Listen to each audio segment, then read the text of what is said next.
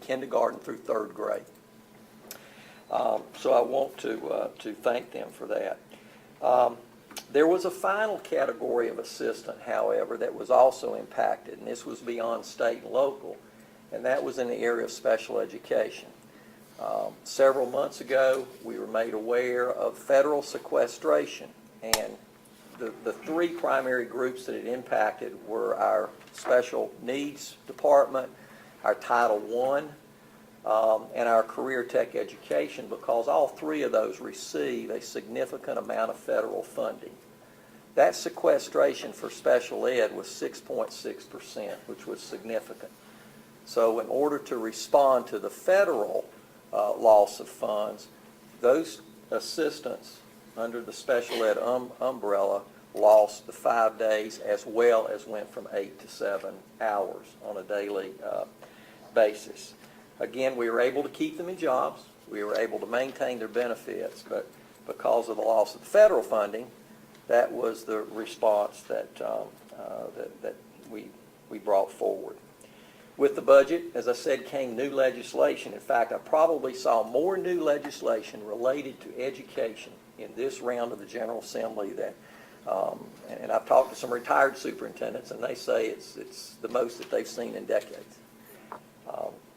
The most exciting you're going to hear about in more detail tonight, because there was a local bill that started in the House. It was co-authored by Representative Ramsey and Representative Moffitt, specific to Buncombe County.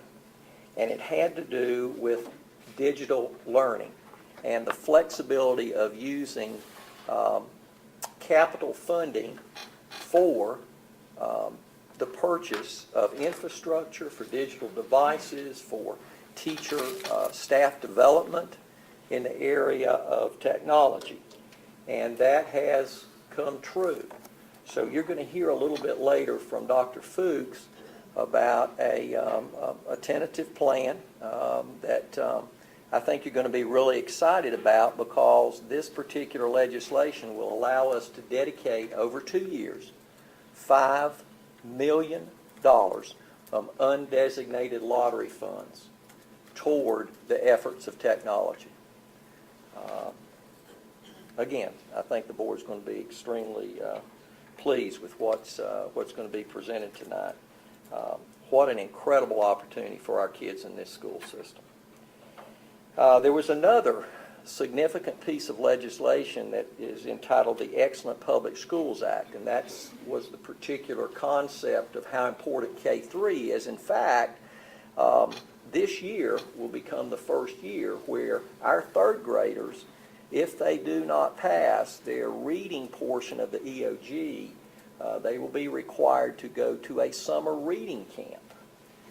We were very pleased in that the funds came with the summer reading camp, but I can assure you that we have already charged our elementary principals to make sure that we do everything possible, because we're hoping that even though we'll have to plan for the summer reading camp, we would love it across this school system if we don't have anybody that has to attend. That's probably some money I would gladly send back to them. But that is a change, and that will begin this school year. And again, that's the focus on the importance of that K-3 foundation. Also, there will be school performance grades. Now, that will be delayed for 1 year. Those school performance grades for every school in the state of North Carolina, it's been delayed until August 2014. But performance over this year and growth, student performance and student growth in our schools, will be a part of those letter grades that are assigned to each and every school at the end of the school year. There was a lot of discussion about this throughout the year. There was a significant change from the original version to the final version in the budget. But in essence, there is now a formula that will include both actual performance on various components, elementary, middle, and high, as well as growth that will be a part of that formula. So we have alerted our principals that that is now in place. You heard a little bit from our board attorney earlier regarding the issue of tenure. There is now a new law. Basically, tenure for employees will be eliminated. All certified employees beginning in the 2018 school year. And in place at that time in 2018, all employees will be on a 1, 2, or 4-year contract. In fact, the challenge that we have in front of us, and I think it's a very daunting challenge, is that we will be identifying this year, we will be identifying the top 25% of what I would refer to as our veteran teachers beyond year 3. We will be identifying 25% of them and offer them an opportunity over the next 4 years, beginning in 14-15, with receiving a $500 stipend that will actually recur and increase over that 4-year period of time to their full salary. So we've got a lot of communication, got a lot of education to take place about that, a lot of key decisions, and so that is on our plate. Also beginning in the 2014-15 year, masters or advanced licensure will not be recognized as far as salary goes. That will be master's pay. That will be eliminated beginning 14-15. Now, staff that currently hold those advanced certificates, they will be grandfathered in, and our concern now is the current pool of graduate level students that are trying their best to complete their programs. We've heard from a number of these graduate schools that are trying now to go back to the drawing board to determine how can we assist them to complete that graduate program, because we know that right now by June 30th, they must have been paid in some form or fashion for that advanced certificate this school year in order to qualify for being grandfathered. So that remains to be seen how that's all going to play out. Certainly we'll inform you along the way of what the impact would be with students, with our particular teachers. On a positive note, school safety legislation. It was passed. There's now matching funds for those school resource officers at the elementary school level. And again, I would recognize that our county commissioners already approved in the local budget. It's actually, I think, in Sheriff Duncan's budget for the resource officers to be located in each one of the 6 districts, and their primary function will be working with elementary schools. I applaud that. That was something that task force that worked for 3 months, a combination of educators, law enforcement, county officials, that they made that strong recommendation, and I wholeheartedly support that. So that is going to come to pass. Also a 7th SRO to be located at a community high school, and we felt that was certainly a much needed area for an officer as well. There's also matching funds for panic alarm systems. Those panic alarm systems would allow, wherever that location is, in most cases it would be in the main office, it is connected directly with the local law enforcement, so that response can occur. So Dr. Adele is already trying to get a little bit more information on that. Sort of a feel-good with that legislation. There's also other requirements regarding safe school plans and drills, and I'm proud to say that Buncombe County has had those requirements in place for several years now as a part of our national standardization of our school and school safety plan. So that was extremely positive to see that coming from legislation. We will be delayed somewhat from receiving test data for this 12-13 school year because you may recall that there were over, I think, am I right, with 26,000. That's quite a difference. 26,000 common exams. In other words, exams in every single subject across the school system that took place last spring, and that was quite challenging to say the least. So we anticipate some delays with that, but we did get an early return on our advanced placement, and so I'm really pleased to inform the board and the public that you may recall over the past 2 years we've received national recognition from College Board regarding those AP, not only the AP test results, but the increase in the participation across Buncombe County for AP courses. And so we can anticipate, as these become official, a third year in a row, our participation rose by 124 students, and our system average for performance is for level 3 or higher. At level 3 is required in most colleges, and in some you have to have a 4 or 5 to get college credit. So that's a very important standard to reach. That was both, our average in Buncombe County was higher than both the state average and the national average. And I don't see the principals in here, I think, but I do want to sort of throw a shout out to A.C. Reynolds High School and T.C. Robertson. They had 80 and 79% respectively of their students that took AP courses in those high schools that received a level 3 or higher on those exams, and that's just outstanding. So we applaud that. We're going to work hard this year on even increasing more student participation. Once again, this has already been cited in the legislature as being very important. They now have provided some financial incentives for us to be able to increase participation. Renovation for our new STEM high school. If you happen to get lost in the building and you had, for whatever reason, had been in here before, you really would be lost because there's now some new doorways that will steer you in different directions. It is underway. In fact, child nutrition, I don't see Mrs. Payne here, our new child nutrition director, but they have some new digs out there, and they're really nice. They're now on the ground floor.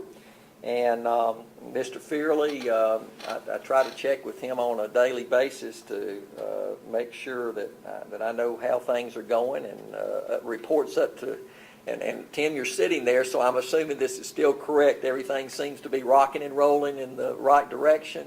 Fingers crossed, everything else crossed as much as possible. Say that to him. But it does appear we are on schedule and renovation going well. I want you to remember that that board did approve that the schedule within the schedule that the Minotaurium be moved up as the first component of the new STEM high school to be completed. I also want to let you know that we had a team, Ms. Swanger, myself, Ms. McLeod, Ms. Cheek. Let's see, who am I leaving out? Ms. Small, our math curriculum director, and we went down to Durham and spent 3 days with the New Schools Project, and it was all about STEM. We had an opportunity to visit schools that have these programs in place. We're really excited about that partnership. New Schools is nationally recognized as being one of the top reform programs in the country. Mrs. Cheek is now working with a local advertising agency, so we're going to be bringing some promos and marketing in front of you in pretty short order. Chamber of Commerce, we've met on multiple occasions with them, and I really do need to thank Tim Lampkin and Kit Kramer for their efforts. They are doing a wonderful job of connecting us because, remember, we have 2 unfunded mandates with that STEM high school, and that is that we have the strongest connection possible with our business community, and also that we have the strongest connection possible with our colleges and universities. So I feel good that we are well on our way. And just a big bell and whistle. It's kind of like the Liberty Bell, I think, would maybe be the right analogy, but Kay McLeod, our science curriculum director, she is somehow working with Dr. Gardner out of NOAA, and it looks like that we're going to have an opportunity to have a geodome here in our STEM high school. Won't necessarily be on a permanent basis, but it will be here a good part of the time. And I don't know how to describe that. I don't know, Ms. Swanger, if you've actually been inside one, but just listening to people, it's almost like if you've ever been, I'm a Carolina grad, and I did actually show up one time at the planetarium. I sort of got stuck up there on Franklin Street, didn't have anything else to do. But it sounds to me like it's a planetarium on steroids is a good way to, but just incredible hands-on learning experiences for our kids. So we just are really excited about that. Lots of good things I think will come. Back to school. Can you believe it? It's back to school month. August 12th and 15th, we're going to be having new teachers and staff. We'll be doing orientations. Hope to see all of the board members here on the 15th. It's a tradition that you help with us in terms of serving lunch at Irwin High School for those teachers and new staff. Optional teacher work day Monday and Tuesday, the 19th and 20th. And yes, on August 21st, I got a feeling there'll be some happy parents out there because it's the first day for students. And I always sort of have a laugh on those snow days that kind of come up unexpectedly, because those are some of the happiest parents you ever see pull up in front as you're waving, as the kids go off, and they wave and off they go. So we're excited, our teachers are excited, and yes, school, brand new school year is almost around the corner. Finally, I sort of, I have to admit, I was a late sleeper this morning because Evelyn Charities and Bill Murdoch, they officially opened Tools for Schools at 4:30 in the morning, and I didn't get there till 5:30 in the morning. But what an incredible effort. I've just been listening to a number of individuals that showed up later in the day. The early morning, I can tell you, it was kind of light. I think we had 3 cars come in between 5:30 and 7:30. But I understand we had trucks pull in. The church brought in over 500 stuffed to the gill book bags.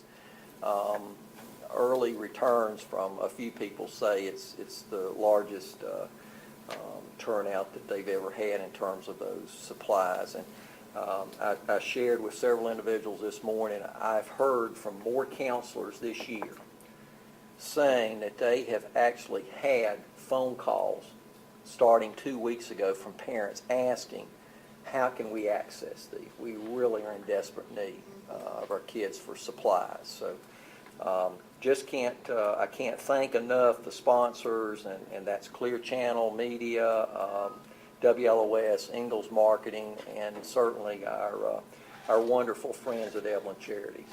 We just can't thank them enough. And I think I've taken up enough time, Mr. Chair. Thank you, Dr. Baldwin. Dr. Fuchs, I believe you have a report for us.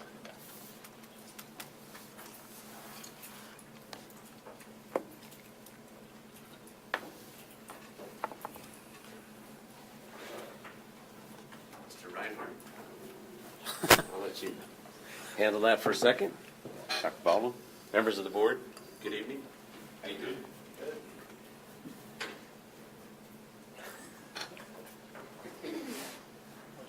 You know what it is? I don't know. I'm technologically impaired, so I...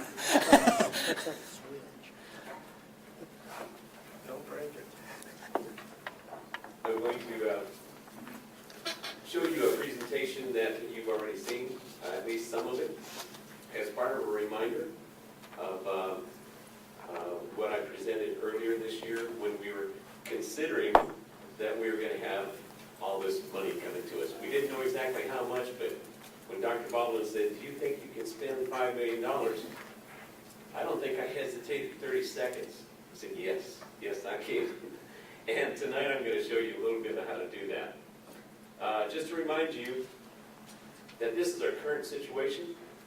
We have a cloud, if you want to look at it this way, that is 500 megabits of internet that comes into the central office.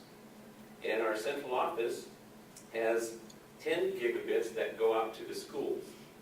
And each school receives 1 gigabit in this flow of data. That goes to transportation, goes to every school, they're all the same. Now I'm doing a little bit of math here for you, so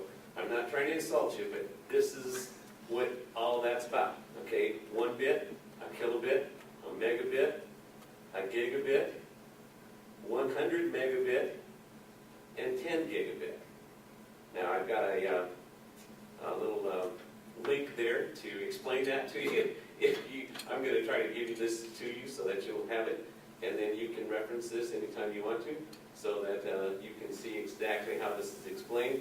We're talking bits, which is definitely in data speed.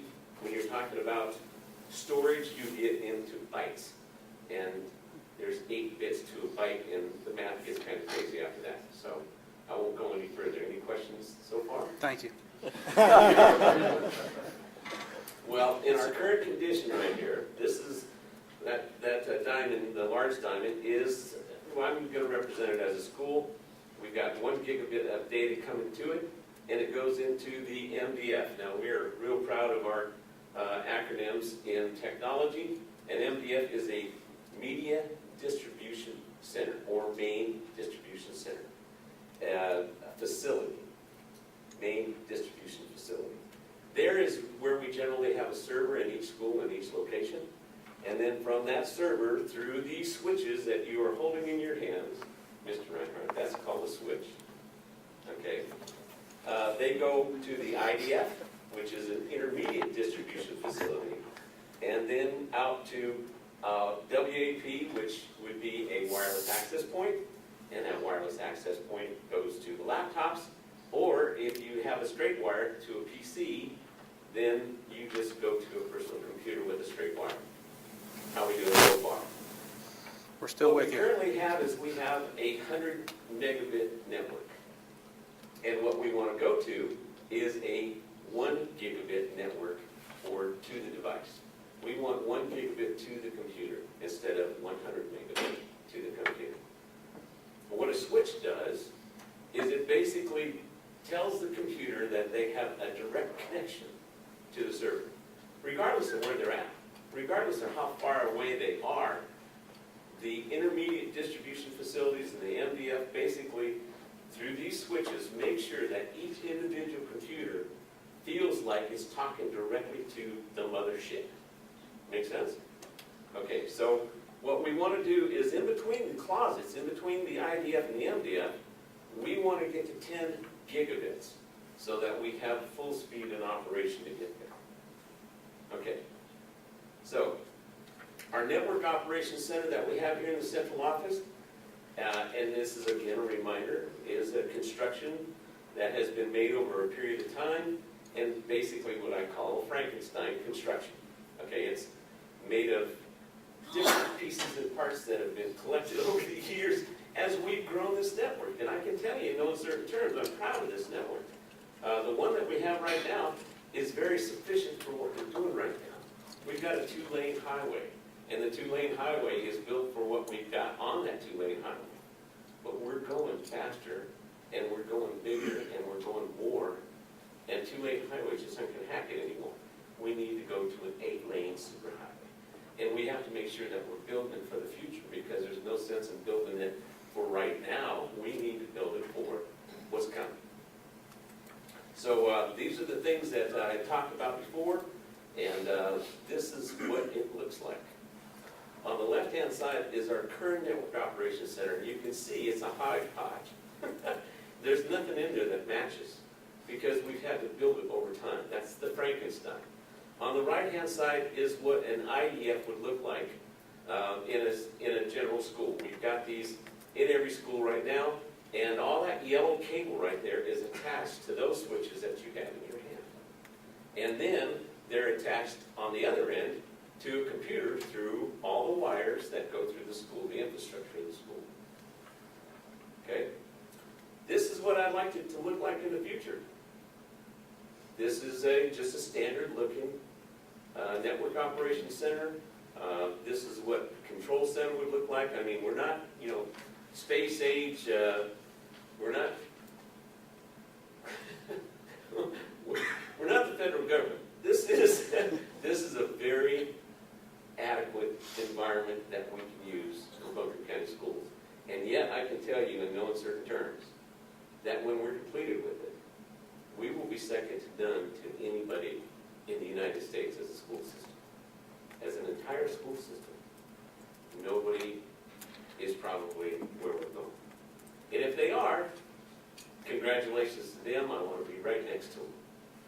that's where we're headed. Now, the glimpse of the cost of this is probably what's going to take you back a bit, but I want you to know that we will be doing this via bidding and negotiating, just like we're supposed to do. We'll follow all the state guidelines and all the local guidelines that we have for bidding. And we generally do better when we bid than when we buy off a state contract. All the prices that you're going to see as I move through this are state contract prices. And I'm telling you that that's the bad. That's the worst we're going to be able to do. We're going to do better than that if we go out for bid, and that's what we're going to have to do anyway. So the initial cost of the electronics that we've priced so far under state discounts is about $3.8 million. The installation cost, which is just an estimate, that we can either make an RFP for and say, look, I want you to come and install this stuff, or we can roll it into the price of the equipment when we purchase it from whoever we purchase it from. And I wouldn't think, and I wouldn't want to pay more than $100,000 to actually do the installation. There isn't enough of my people to get this job done, I'll tell you that right now.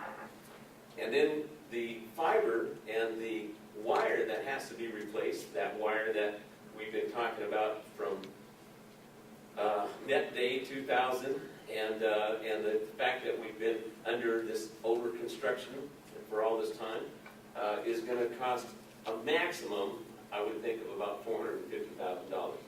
Everything that I'm going to show you consists of a 40% growth potential built into whatever I'm doing.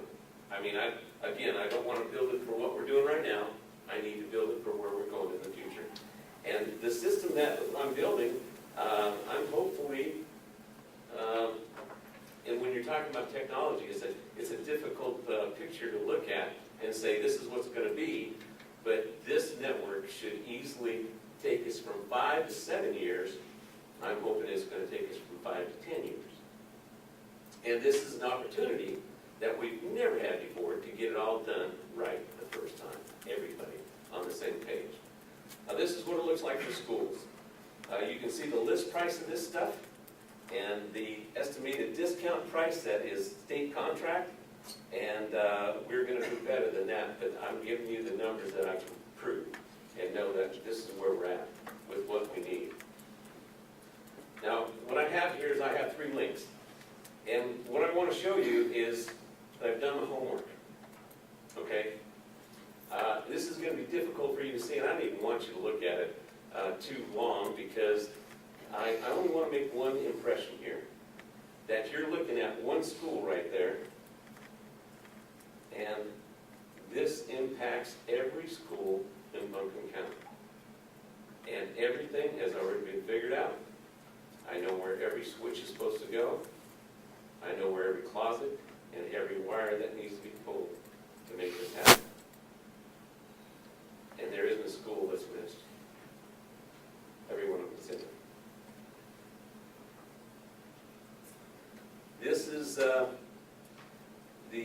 land upgrade requirements that we need here for the central office to help in conducting this, because we are the central office, we're the center of the entire network, and this also includes everything that we'll need for STEM.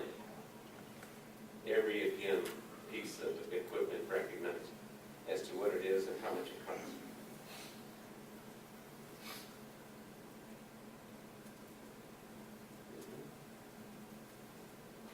And then this is for the Network Operations Center specifically, and these are the servers that we have. Some of the things that we currently have that we'll use, again, are in gray.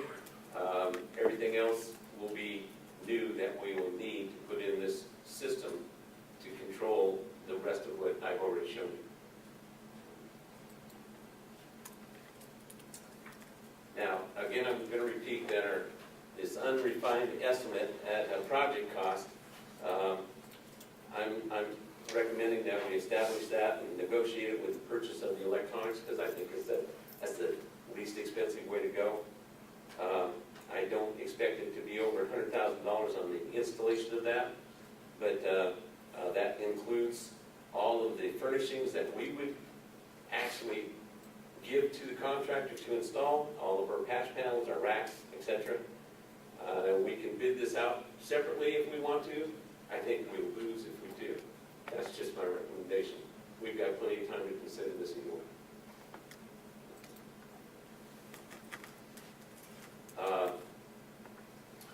The closet fiber and cable upgrades, we need 255 runs of fiber and 10 gigabit. That will go in between our closets. Estimated cost per run is about $350. The Category 5 Net Day 2000, that doesn't support 1 gigabit to the desktop. Each drop is estimated at about $200 each, and that's the big cost. Much has been replaced with Category 5 already. All of our labs are ready to go. We don't have to do any work there. That's done. We've been doing that right for quite a while. And anything that we would do to replace the wire that we have out there, we're going to do with Category 6A, which is a faster speed and a better cable all the way around. Category 5E is actually not even being made anymore, but it's still adequate to be in our ceilings. The estimated cost to demo the old and install the new be about $100,000 minimum and about $450,000 maximum. And the network operations centers and the closets are required. That's the $100,000 minimum. But we can pay as we go on the Category 5 replacement because we've got so much wireless in our system right now. We don't have to go extremely fast to do this. Again, I want to remind you that this is a strategic move. It's probably our smartest move. My recommendation from the very beginning as to what we should do for Buncombe County Schools when we have these funds would be to build our infrastructure. We are just building the highway that we are going to use from now and into the future. We want more. Everybody wants it faster. Everybody wants more of it. We talked about one-to-one. We talked about video. We talked about all kinds of options that we haven't decided upon yet. What's unique about building this infrastructure is that we have no limitations of what we want to decide upon in the future, because this network should be able to handle anything we want to do. And that's the beauty and the intelligence, I believe, of putting our funds and the major amount of our funds into the infrastructure of Buncombe County Schools. The global specifics are again evident. These are the things that we've talked about that we want to do in our school system. And if you would like to speak about any one of those, I'm here to explain them to you.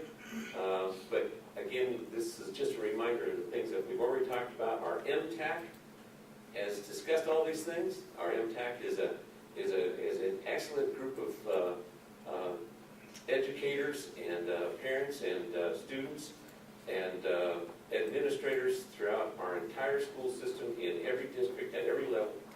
We probably have a group of 40 people, and these are the things that we talk about.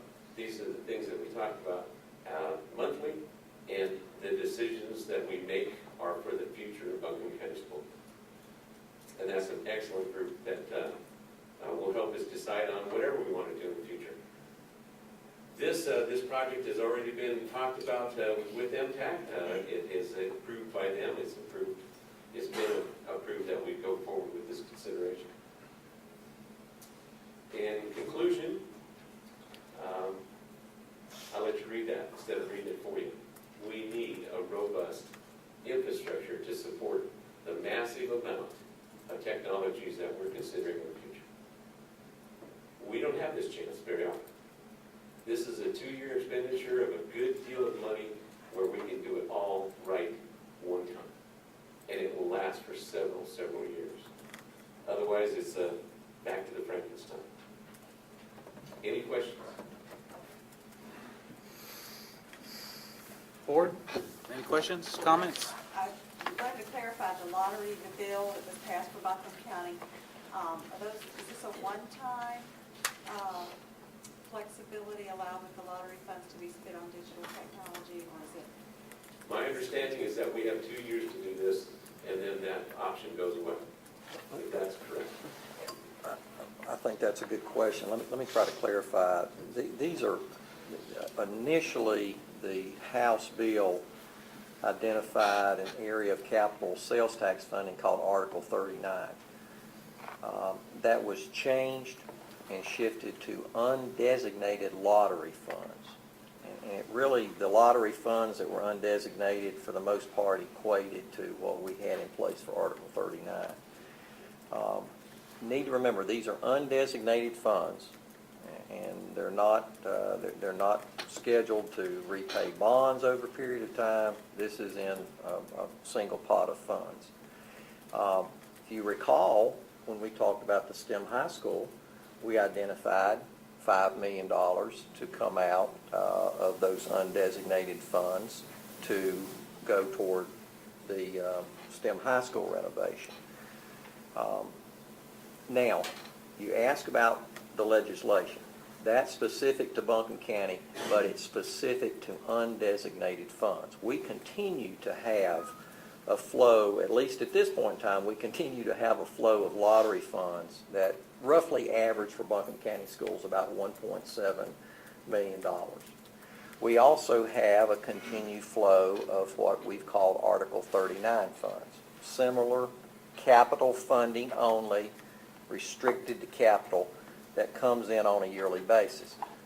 This is not that flow in either direction. It is undesignated. It's in what I'll use the term a piggy bank, sitting in that piggy bank. So over this 2-year span, we have that option to take that funding now with this legislation and apply it to technology. And we talked a lot about this, and I think this is very important. Maybe it's not the best analogy, but I think purchasing technology is a little bit about going out and going to a car lot and purchasing a car. You have to be very cautious and very careful, especially when you look in the area of technology, because, you know, I think we all, when we hear technology, we immediately think, gosh, one computer, one smartphone, one whatever it may be in front of every student in Buncombe County schools.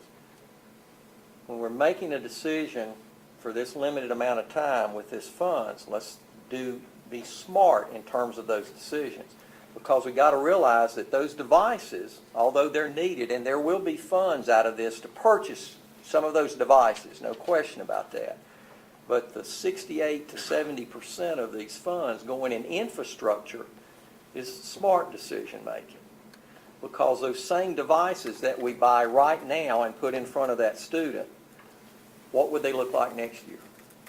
And next year, is that technology, is it already outdated? I think we all can relate to that, even in our smartphones, right? My wife was complaining about the contract, because you sign a 3-year contract. What, you know, already the smartphone, you're seeing new smartphones that have much more capabilities, but you got to wait till your contract's up. So, smart decision making, and that's what this is.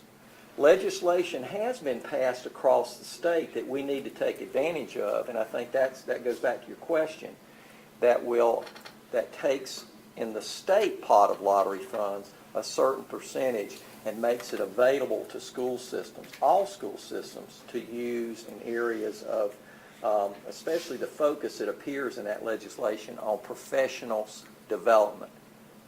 Again, smart decision-making in technology. If you are a teacher in that classroom, and if you happen to be a veteran teacher that still isn't real comfortable with technology, and all of a sudden we open those doors on August 22nd and enrolls 30 students with brand new computers, we better make sure that teacher, as those doors open, we may have to make sure we've got an AED unit somewhere near to take care of the shock coming from that teacher. We've got to prepare our teachers first. Don't put the cart before the horse. Prepare our teachers with staff development. That's what that additional lottery fund that we can apply for. Perfect match, isn't it? With these funds, infrastructure, and digital devices, and then apply for funding from that source, from the state, to match with professional development. So we have a perfect storm in a good way in terms of technology. Thank you. Any other questions or comments? So the 3.8 million you're talking about spending, is that for the whole 2 years? That's how much undesignated lottery funds will be available over that 2-year period? That's the budget I've been given, yes. It's actually $5 million. The It's 3.8 actually is $5 what million. he's showing for the infrastructure. So there'll be additional funds that are available $5 million beyond designated. infrastructure. And I think everyone on the board is interested in seeing those personal computers or smart devices in our students' hands.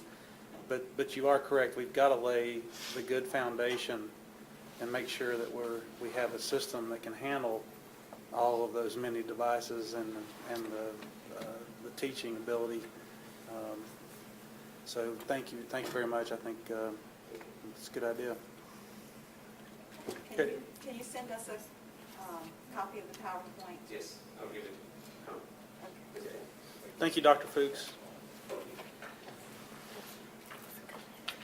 Mr. Chairman, I'd like for you to give your technological advice back to Mr. Fuchs. This has laser on it. Does You know, it? yeah, it does. So it's probably not a good idea for me to have it. No, probably not. I'm going to give it back. Anybody want to guess how much this costs? Don't want to know. The ones that we're getting are better than these. Sorry. A laser device. Oh, you really want to know? That's about $1,500. It's absolutely just a computer with more places to plug into. Ms. Blunt, do we have any employees to recognize tonight?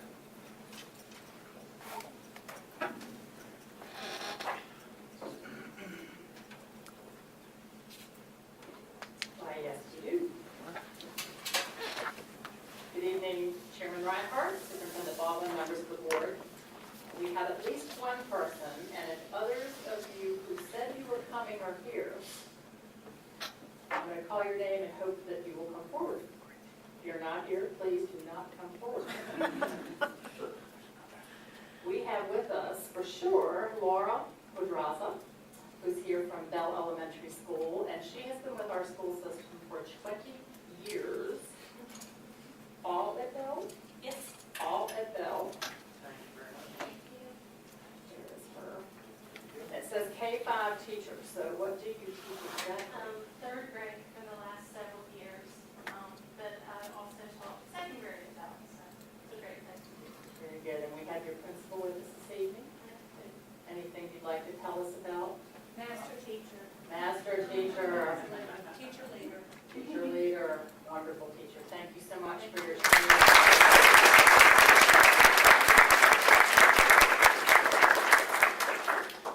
Terry Covington, are you here this evening? Yay, all right. Terry is at Black Mountain Primary, and she's been with us for 10 years. All at Black Mountain? Glenarm Elementary. At Glenarm and Black Mountain. All right, very good. Thank you so much.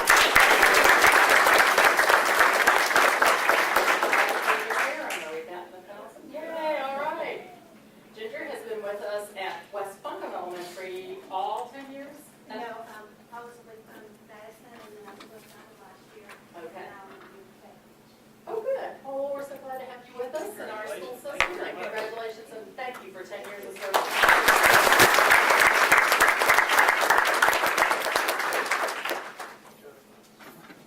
Dr. Baldwin stole my thunder on two things. I was going to tell you about tools for schools, but I was also going to tell the parents that school starts on the 21st.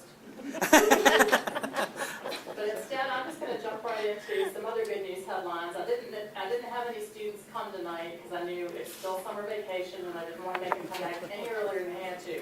But I just couldn't wait to tell you that we have a team of 4 students from Cloudy-Irwin High School who placed 8th in the national 10th annual stock market game in the Capitol Hill Challenge. These 4 students out of 4,000 teams from across the country Wow. 4,000 teams came in 8th. And even more important than that, for anybody who'd like to make money, we need to talk to these folks. Here's what happens. They're given, hypothetically, $100,000. I wish I could have come up with a real $100,000 because these students, 100,000, ended up after 14 weeks with $161,363 through their hypothetical investments. That is a return of over 52%. Wow. Anybody in the finance department or government want to talk to these folks? I think we have a really good reason to talk with them. It's a really interesting program. As you read about this, we have a little article that will be going up on the website. So watch for that article. It's an interesting combination of the stock market, the businesses, and also our legislators get involved in this process and help coach these kids and work with them. So it's kind of an interesting program. The students who I hope to have with us to coach us on how to make that kind of money are Marissa Imel, Angela McLean, Elitsaline Moreno, Hannah Rigsby, and Sam Shipley. So congratulations to that. Yeah, that's awesome.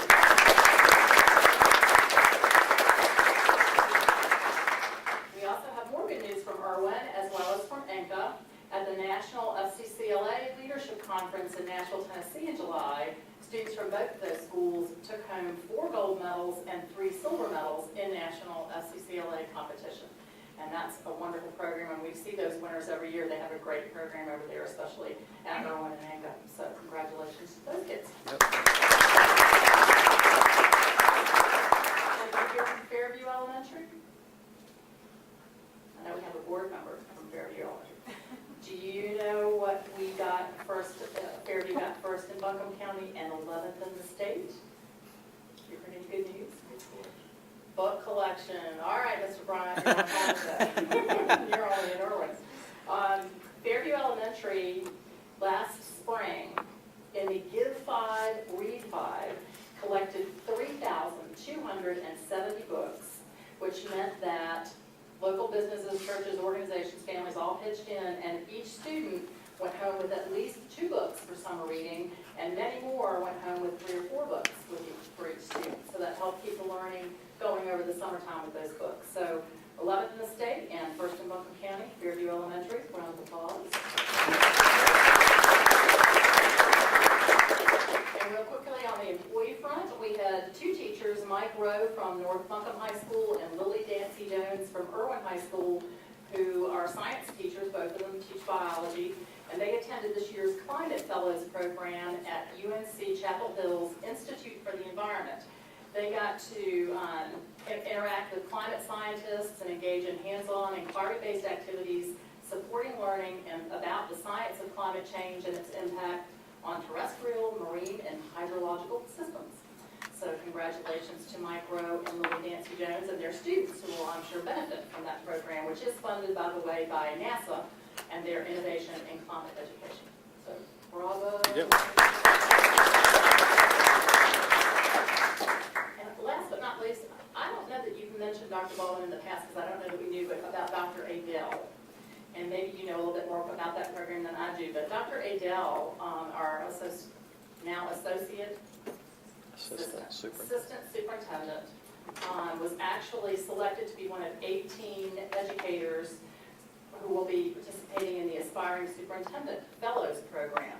So he's a superintendent in training, I guess you could say, for the next 2 years, as, again, selected as only one of 18 people in the whole state to participate in this program. I hope that doesn't mean we're going to lose him to some school system, but a great opportunity for him, and we should be very proud of Dr. Robbie Adele for that purpose. And Ms. Blunt, where will that training take place? Do you know? UNC Chapel? Oh, is it? UNC Chapel? Okay. Very good. Very cool. Very good. And that is my roundup of good news for the evening. Thank you, Ms. Blunt. Welcome back to the States. I'm going to bed now. Get back from 16 days in Scotland, 24-hour trip, and got home at midnight. Okay, now we're going to have public comment. Do we have anyone signed up for public comment? We do. All right, and it's not too late to sign up if you'd still like to make public comment. You're more than welcome to. You'll have 3 minutes. We have Donna Smith. And I am the official timer.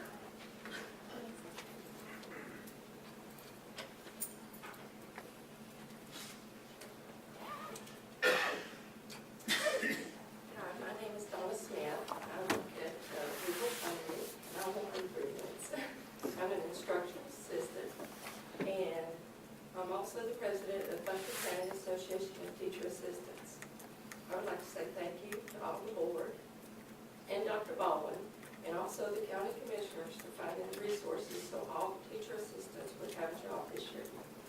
We believe the education of every child is and should be the #1 reason for keeping teachers and assistants in grades K through 3. Thanks again for your support this year. I would like to invite each and every one of you to visit your district schools and spend the day with a teacher assistant. We are all educators in a child's life. Thanks again. Thank you, Ms. Smith.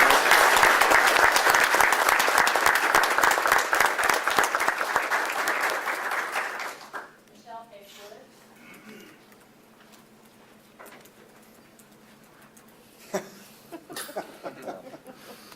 Dueling clocks. I don't know, we're gonna go for it, I'm sure that goes for me. Thank you so much for letting me talk today, and just get started. I'm here today to say thank you, and I'm excited to see Inca property on the agenda tonight. And I know it's been a long road, and our area has really come out in the last couple of days, and thank you to the commissioners for allocating the funds, and there has been an unbelievable amount of joy, and I think you helped restore some confidence in that area that Buncombe County really cares. So I wanted to say thank you first. But I also am coming today to talk just as myself. I may be seeing in another capacity. As a parent, as someone who has a child going into the mill, and also reflecting on what's happened. I'm glad to see that you're going to be discussing ethics today. I think it's important. This last push that we had at Inca to get this school done basically required the parents in that area to become activists in order to have something accomplished. There was a lot of misinformation by board members a board member that was released. They had said that their parents were not informed, that it was a top-down decision. That was a recent comment. But really the one that really got me the most was saying that that site was contaminated. And that actually, as a real estate agent, really hit me wrong. Because when that happens, it can stigmatize a property, and it actually puts our tax dollars at risk. Because if something else happens and that doesn't sell, that property owner can come back and say, this board stigmatized my property.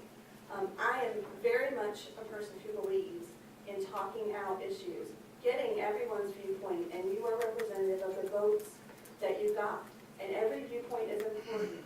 I think it is very important, but I think being very careful about the way you state something as definitive without having facts, and most importantly, without having the public have already come to talk to you first, is so critical to making sure that parents understand that this system is listening to them, that it's working for them, and it doesn't confuse them.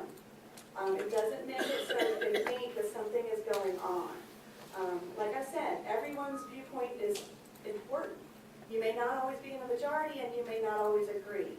But as you review that tonight, I think that we've had several incidences in this particular recent example that have really, really stepped beyond what the information from a board member should be coming to the public without our parents having to become activists in order to try and get their views heard to you and to the public.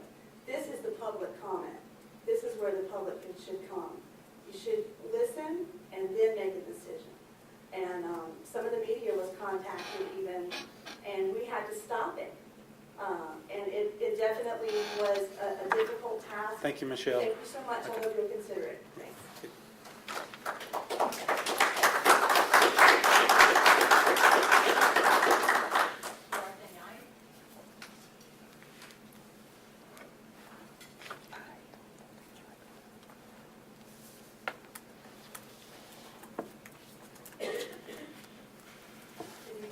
Thank you, Dr. Baldwin, for allowing me to speak.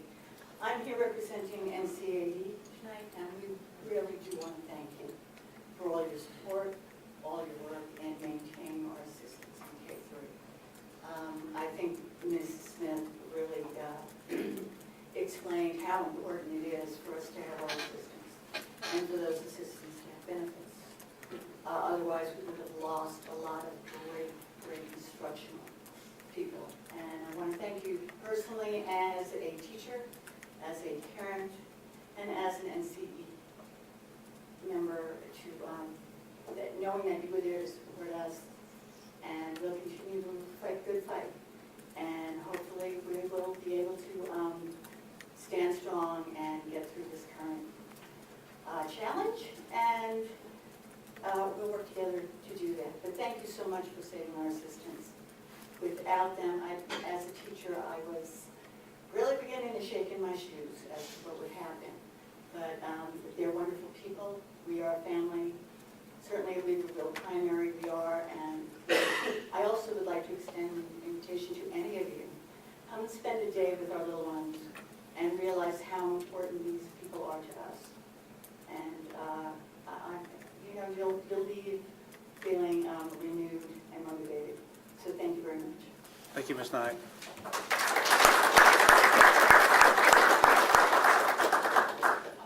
Okay. So we will move on to our action agenda. If it's not too late, I'd like to sign up for public comment. Well, we've already moved on to the action agenda. All right. First on the action agenda, Mr. Fierle, we're going to ask for the consideration of the easement for the Sand Hill Venable property first, and then we'll move on to the Inca Intermediate School property.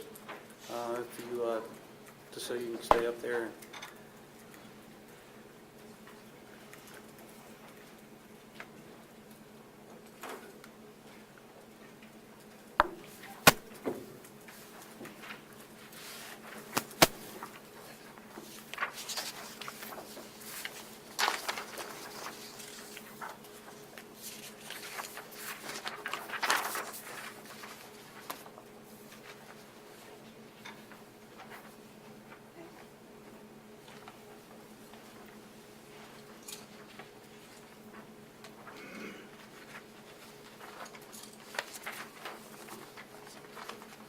Baldwin County Parks and Rec met with me about 2 years ago to look at a potential cooperative project at Sand Hill Venable Elementary School, put in a nature trail that would connect the school down to the sports park and an outdoor classroom. So you see on that sketch the relationship of Sand Hill Venable to the sports park and the proposed nature trail. So we've gone through 2 principals since then, but I met with both. They both are supportive of it. I think it's a great opportunity. The one thing that concern that I had and that both principals had that the county has addressed is that Buncombe County Schools needed to have control of that access. We wanted to be able to lock it down and not have the public come on through the woods onto the site. So we worked that out with them. It would be a trail that could potentially have stations on it. They might get more funding and be able to do other sorts of things. This is kind of the infrastructure for it. It would be a kind of an asphalt 5-foot wide trail that kind of works its way down. It zigzags because it's a pretty steep spot. But they've designed it so that it is fully ADA accessible, so it would be accessible to all our students. They could get down to the sports park and this classroom that might be developed in the future. I think it's a great opportunity, no cost to Buncombe County Schools. They do need to utilize these funds that are available to them in the very near future, get it done this fall. So I'm bringing it to the board for your consideration.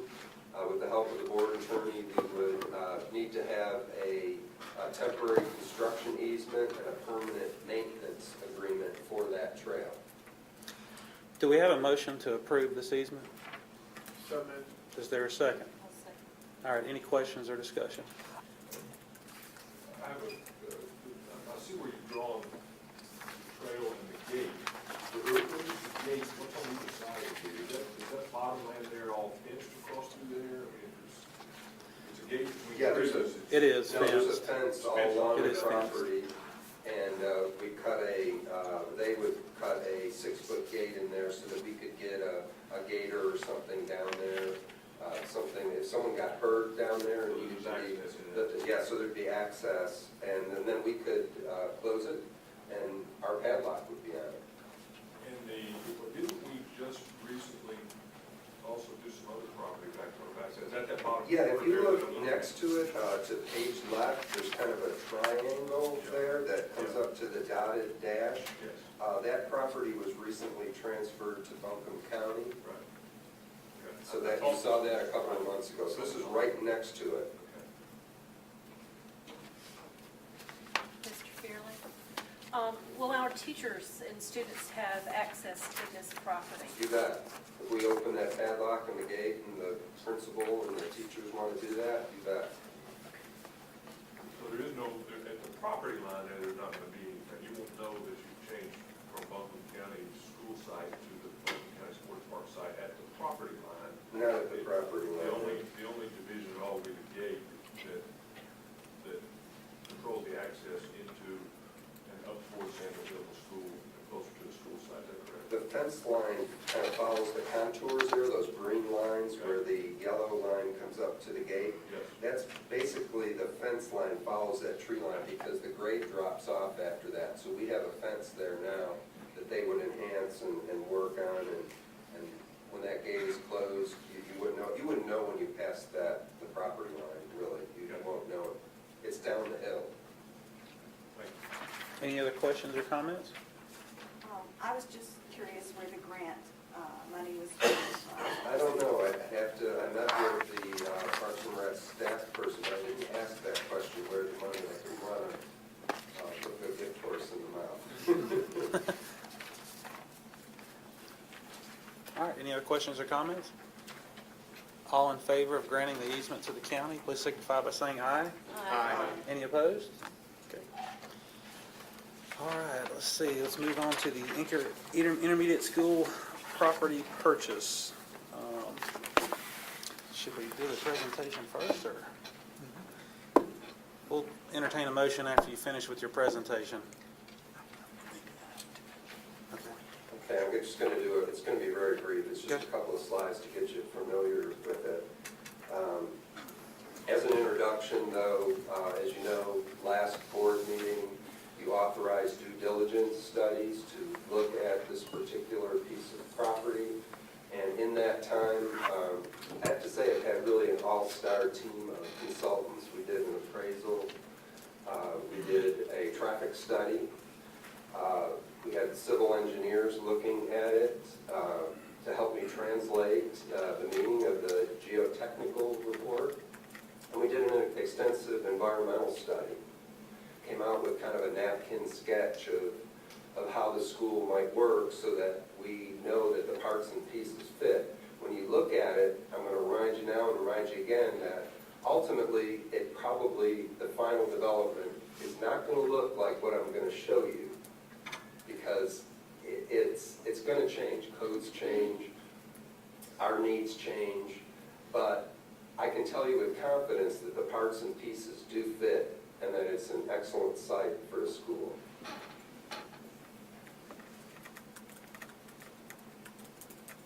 So, well, you saw the Anka district is in the southwest corner of Buncombe County, so that's, we see all our districts there. And we're kind of zoom into it. So if you look at the top of the page, if my mouse will work, oh, there it goes, okay. So here's the interchange right up here of Smoky Park Highway and 40. Smoky Park Highway goes west here. There will be a bridge ultimately that crosses, whoops, I changed incidentally. There will be a bridge, there's a bridge in the planning that will cross the railroad tracks in Smoky Park and enter this Anka Center area that will ultimately connect by road through to Sand Hill Road, which is right here is where that road will come out. That happens to be right next to where this site is, which is indicated by this star. Sardis Road can, sorry. I'm reaching here. So Sardis Road basically goes down to the mall, so that kind of orients you there. And Sand Hill is the road, the main road here, that runs over towards Anka High, connects ultimately with Smoky Park, and then runs back into the neighborhoods back in here. So this site is right at the intersection of Sardis and Sand Hill on the north portion of that. So now zooming in with kind of an aerial image, and I'll demonstrate some of the things that our consultants found and reported back. The yellow lines here indicate the proposed property line that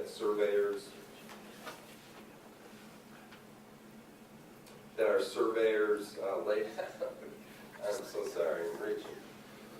I'll stay off of that pointer. The red right below my pointer there is an area of road construction debris that my recommendation addresses to you. My recommendation is that the current owner remove that debris. It occurred when they were widening Sand Hill Road, and that site was in a perfect location, and obviously some of the road, they allowed them to use that site for the widening of the road, and some of their concrete and debris got left on the property, and I'm recommending that the current owner remove that. Verbally, they have agreed to that, and I'll allow our board attorney to help that happen. We did find an area of rock on the property, which is right below, let's see if I can do this without. In the teal area. Can you see that teal area? Yeah, right to the lower and right of the orange area.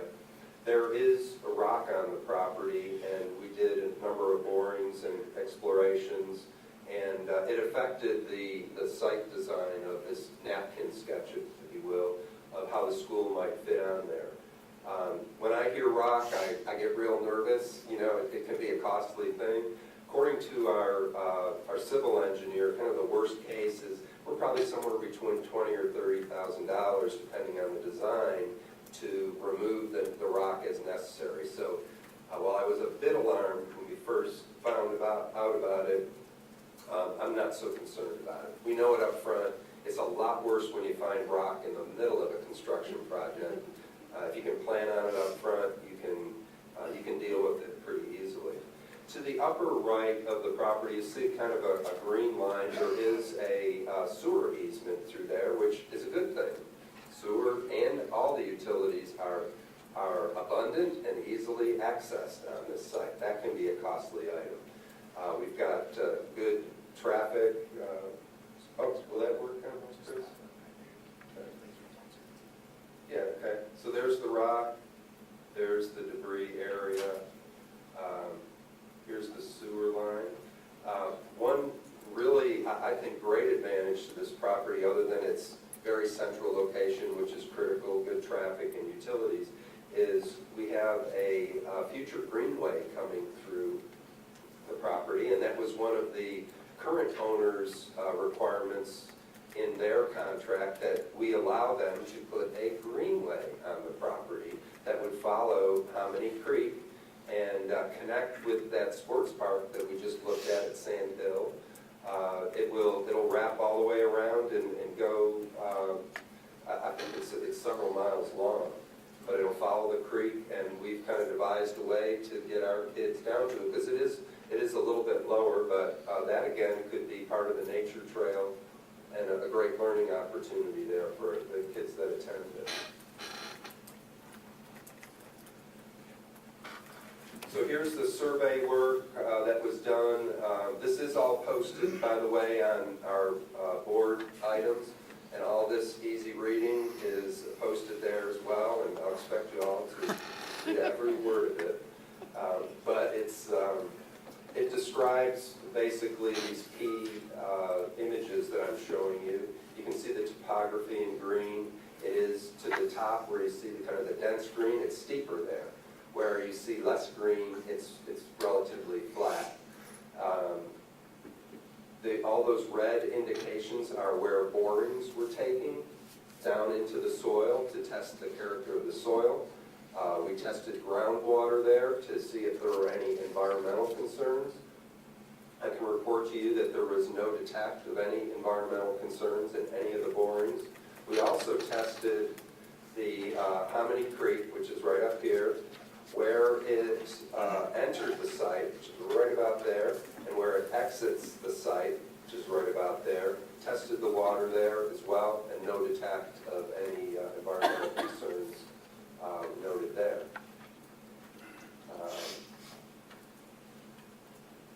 And then our napkin sketch of the design. This was a collaborative effort of all our consultants here. After we kind of found what we had, we got together and hashed out a design. It's based on the prototype Irwin and Kuntz schools that we just built, but it is a modified version of that. There would be some redesign necessary if you wanted to use that prototype as closely as possible to optimally fit it on the site. So it is kind of a two-story plan, a portion of it 2 stories, but there appears to be adequate room for playing fields in this lower left corner here. We have space to manage soils and for future development in here. In this design, the buses and cars would come in this way. This is the bus area. Cars would wrap around, and it's advantageous to have a long queue for cars. You want as many cars on site as you can get for the obvious reasons. So there's a 2-lane stacking of cars that wraps around. Our traffic engineer, who's here tonight, worked with our civil engineers so that we've designed this so that the queuing should end about right in here, worst case scenario. So buses can go in and out without being locked in by a queue. Buses would exit up here in the bus lot, but cars would come down here onto Sand Hill Road. There is a traffic light right here, and there's also a traffic light here on this, it's right over here, on the entrance road that would bring you in. So the cars would basically do this, loop around, and come out here. Our traffic engineer has passed this by DOT in Raleigh. They've given us some feedback. We've tweaked this. There's probably some more tweaks necessary. There is some off-site improvements that they have recommended, adding queuing lanes for making this left-hand turn, that sort of thing. Not terribly expensive or expected.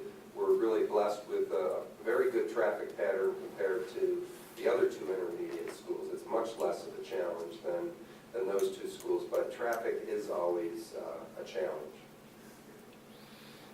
With that, that really concludes what I wanted to tell you about. If there's any specific questions, we have a number of our consultants here. I thank them for coming, and they're prepared to answer questions that I can't. Okay, hold on just 1 second.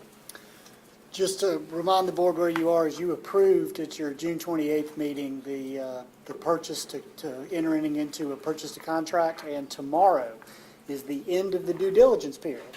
So tonight is the night, if you've got any concerns whatsoever, to have those addressed, and so that we can notify the sellers as to whether there are any objections or concerns from the Board of Education.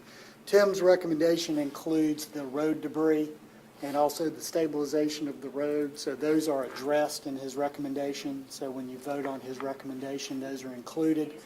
The other one that you need to include, we are meeting with the title attorney who's reviewing the title for us. And there is up at the top where the bus garage are, or the bus parking lot, at one time there was a platted road that was never built that extended a little bit into our property. It's never been used. So we will cite that as an objection that needs to be resolved before closing. And then the other thing is that the entire area was a business commerce park, and the developers created a business park association, similar to a homeowners association. The Jacob Home Way Road that comes up to the left of the property there is not currently a state-maintained road. I'm sure once we have a school and can talk to DOT, I don't think it'll be very hard to get that to become a state-maintained road. But in the meantime, all of the business owners out there share in the cost of maintaining a road, just like multiple property owners would on a property. So that's not a big deal. But being a member of a property owners association is not something that I think the school district is interested in being part of. So we will note that as an objection. And the developers are still in charge of that association, so we'll also state that we would like to be excluded from the privileges of membership in that particular association. So would like to add to Tim's recommendation that the objections noted will be clarified prior to closing to the satisfaction of the administration. And I don't feel, it can come back to the full board, we can call a special call meeting if we need to, but again, when we're just talking about these issues, I think if the administration is satisfied that it's not going to impair the use of the school, that in my opinion it'd be appropriate just to delegate that to your superintendent. So it would be any encumbrances that are objected to would be resolved to the satisfaction of the administration prior to closing. Ms. Jackson, did you get that? I did. Excellent. So with that, I would like to make a motion that we move forward with the purchase of the property, including The amendment on the encumbrances. On the amendment on the encumbrances. Is there a second? I'll second. All right, any questions or discussion of Mr. Fierle or anyone that's here with us tonight? Ms. Churchill? Actually, I just had one question. Amy may have mentioned it. I apologize if I didn't catch it. Is there room to expand in the future if needed, the actual building? This design right here doesn't show expansion. In the other two schools, we did include that, and it's kind of dotted lines, basically, ability to expand. And I think that's a good point. We want to make sure there is room to expand. It is not shown in this napkin sketch.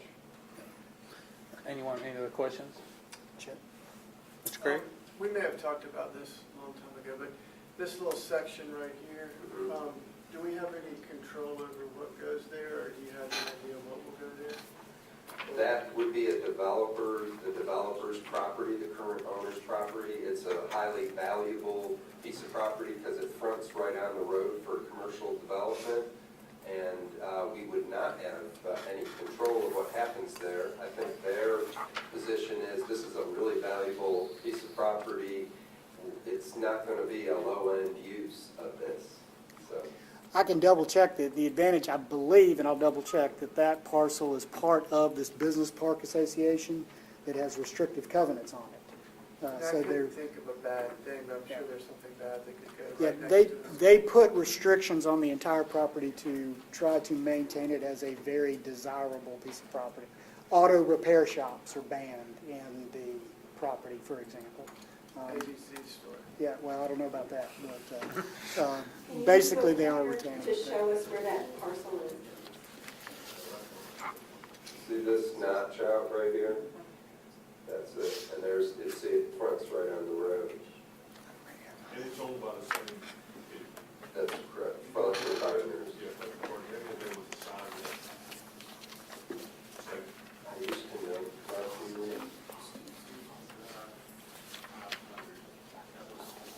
Last 250 feet up by 500 across. Is that what you think? which is, How much acreage is that? It's everything along Sandhill Road, we're good.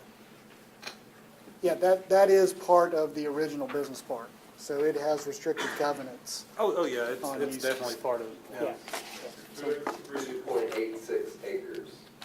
and is there probably not, nor would I expect them to do it, but there would be nothing that would preclude us as a board tomorrow or some future board 5 years from now, if that property were still available and on the market, to pursue purchasing that property from them prior to its development with it. Yep, The attorney says we could buy it, There's nothing that, yeah. And I'm not proposing that now, but I'm just thinking down the road somewhere, if the need arose, for whatever the need might be, whether it's the current members on this board or, different board members down the road, I just want to make sure that there's nothing that would preclude a board of education from having the opportunity, should there be the need and the support for something that makes sense to go ahead and do that. no problem. Have the money. Just Take money. They got the property. I'm sure they would sell it to us. They want to pay for it. I'm sure they do, that's, yeah, I've heard people wrote for it. Is that for sale? That is for sale right now? Yeah, it is, there's a for sale sign up, and I can't tell you, maybe some of our consultants know how much they were asking for it, but it was a lot. Almost as much as our property. Yes, I was Yeah. close to $1.5 million, yeah. It was a lot, I can't remember, it's been for sale for a few years, and I was staggered by what they were asking for it way back when. Yeah. Any other questions or comments? I have a question about, a little bit about the history. When this board voted in 2010 to make an offer on some property for the school, is this the same site? It is. Has the grading changed since then? Not since 2010, Mark? It was, some of the photos showed that there was some manipulation between 2010 and 2012. Oh, okay. Just from, but it seemed to be based off of the work with the roadway, the Sand Hill and Sardis. Yeah, there used to be a T intersection there with Sardis and Sand Hill, and now they've made it so that Sardis flows a whole lot easier. And they also moved into some of that property, it seemed to me like the road moved It some. did move a little bit in that direction, yes.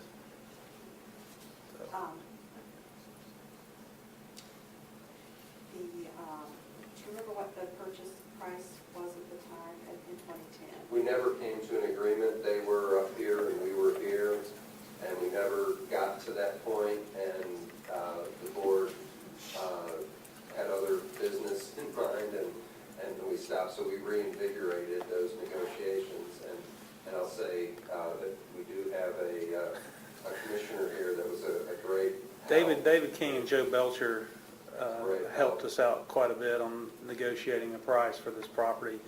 They dropped their price, I think, about Below the $250,000, Yeah. so that we were able to come to a price that we felt was acceptable for both parties. So thank you to the county commissioners for that help.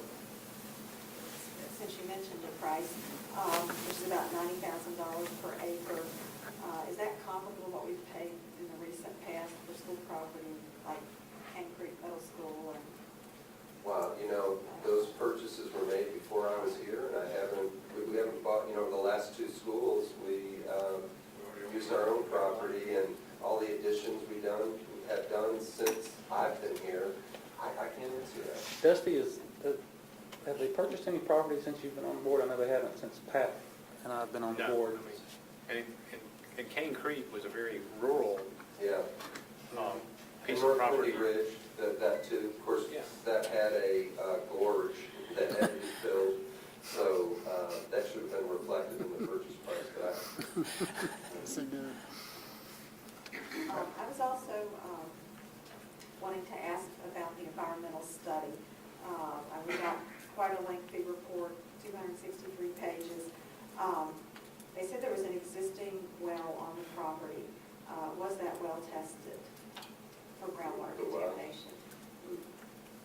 It was not tested, but groundwater was tested in other wells that we did, plus we tested the water in the creek in 2 locations.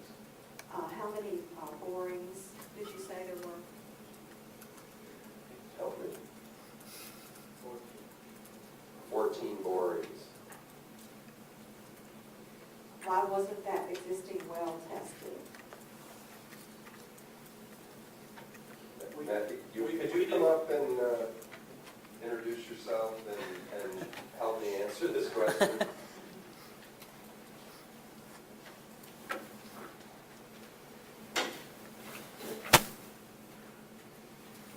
Hello, I'm Matt Wallace with AMIC Environment and Infrastructure here in Asheville. We did the environmental and geotechnical work on the site. We actually did not know that that well was there until we did our walkover during performance of the work. And we labeled it as an apparent well. It is a little well house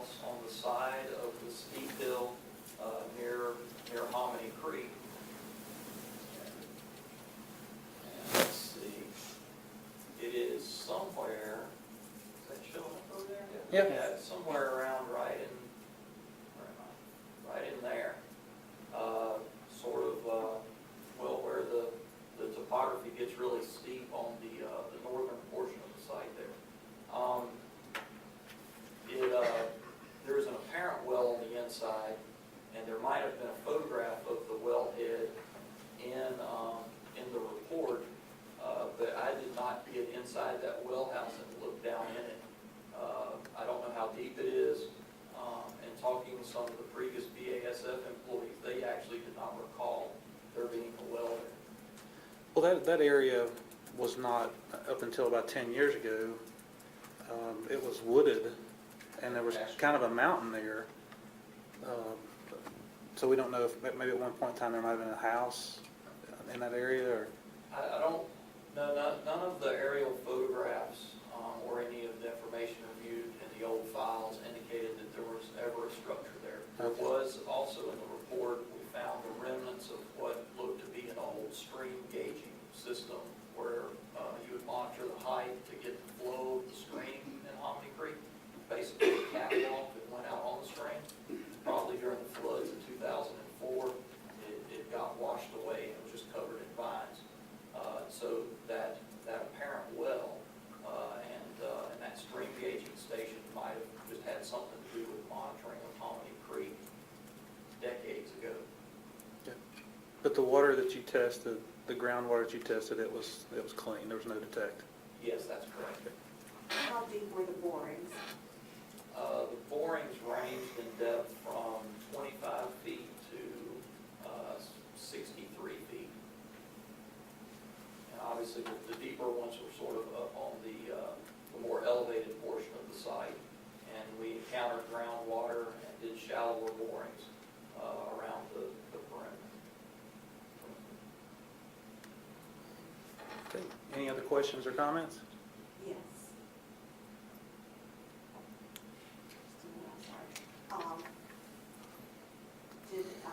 I don't know, how long have you been with the company, Mr. Wallace, with AMEC? I've been with AMA for 16 years.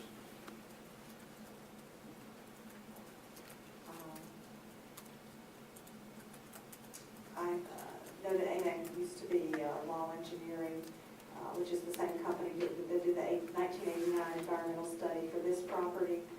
They didn't find any contamination here until 9 months later. Ms. Baldwin, we're talking about the property at the Inca Intermediate School. If you have any questions directly related to that, then feel free to ask them. And that, I got to set the record straight. That for his corporation, that's incorrect. There was a phase 1 environmental, which does not involve testing groundwater. It's a review of what the property's been used for. It's a visual inspection. If there's no evidence of potential possible contamination, you would not dig wells and test water. What they did here was they knew that there had been a landfill there, so they went ahead and tested the groundwater. They dug wells to test the water, and they tested the stream. But what was done prior to him being with the corporation, he was probably in high school with me at the time, that was a phase 1 environmental and had nothing to do. So his company and his former company did not fail to do anything. And I want to be real careful with the information that this board reflects about people's livelihoods and their corporations. So nothing personal, but I do want to, it is personal to him, and I want to set the record straight. Yeah, let's try not to drag everybody through the mud on this. There was no insinuation. Yes, there was. I have some more questions. Go right ahead. Are there any monitoring wells on this particular parcel? No, ma'am. Okay. Are there monitoring wells on the, I don't know if you know, but you did a history of the surrounding area as well. Are there monitoring wells on any of the BASF property? Yes. Do you know how many? No, not in total. There are several incidents associated with the former BASF property that have different numbers of monitoring wells associated with those. I know you surveyed, I believe, 9 sites or incidents within 2,000 feet or so of this property, and what were the findings for those 9 incidents?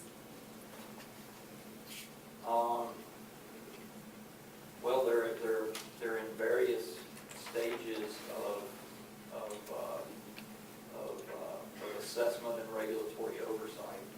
Quite a few of them have all been closed out. Several of them are beyond the search radius for the type of assessment that we do.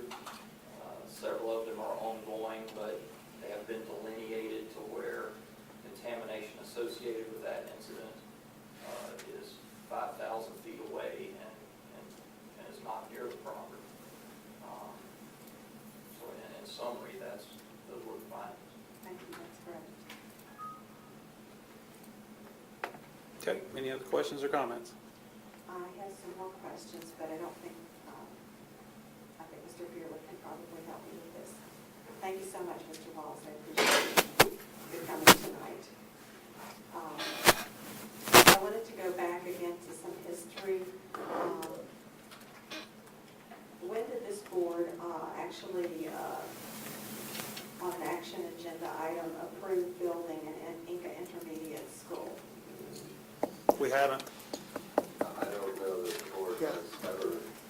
And I can address again, you tell the administration you're forward with things. There's no legal requirement that that action needed to ever take place. When you approved a contract, you approved the administration moving forward with all the due diligence. You approved that contract, and tonight you have the ability to decide whether you want to go through with it or not. That's the official action of the board. So it's really legally, I just want to set the record straight again, it's legally irrelevant what prior boards did or didn't do, because purchase of this property for a new school is on the agenda tonight, and if a majority doesn't want to do it, the majority can back out. So when we voted to purchase this property, we were voting to build an intermediate school at the same time. You are voting to purchase this property with the clear, obvious intent to anyone in the room or on planet Earth that your intent is to build a school. You will then put that out to bid, and you won't be legally obligated to build a school until you actually accept bids from contractors and start building the school. So the process is when you legally obligate yourself. Tonight, you've already legally obligated yourself to purchase. You can still back out tonight. Second phase will be to put it out to bid, and when you accept the bid of a contractor to actually build the building, you will obligate yourself at that point to a building. What you do with that building is still up to you and up to future boards of education. You could take this building and turn it into an elementary school tomorrow. You could take a high school and turn it into a middle school. So once you build the building, that Board of Education will follow through with assigning students to it and whatnot. So, you know, the legal obligation is what's happening tonight and what matters, and clearly the board knows the intent is to build an intermediate school. There is no legal requirement to vote for this to be an intermediate school no matter what. No board can bind a future board. Therefore, what previous boards have done is really irrelevant with the question you have before you tonight. Well, and speaking of that, I mean, I hope that sometime in a near future meeting, we look at hiring an architect and figuring out, you know, I think we need to go ahead and get it going. Now, I have another question about the parent interest survey. When was that conducted? As far as building an intermediate school in the Inca district, when was the parent interest survey conducted? I think it's been pretty clear that the folks of Inca want this to happen. I think we've heard from a very small number of people from the Inca district. When was the parent interest survey conducted? I have conducted a parent interest survey. And is it any of the administrators? I know usually communications department handles that. Is that, when did that happen? There's not been an official survey done, no. And again, that's not a legal requirement, just to make sure everybody's clear. Yeah, it's just the best practice. I'm not. Chairman, can we call the question? I have more questions. And let me too, tonight you're talking about the due diligence. The decision has already been made by the board to purchase the property. The question before you tonight is, because of the due diligence, do you have concerns or want to back out? There are transparency issues that need to be addressed. Our code of ethics states that there will be a full discussion on issues. Well, and we've heard your issues several times. We're very much aware of those issues. This is completely different. No, it's not. It's exactly the same material over and over again. I have questions about Taylor Murphy. I'd like to call the question, Mr. Chairman. I can't do that at this time. The Fletcher partners, who are the Fletcher partners that were purchasing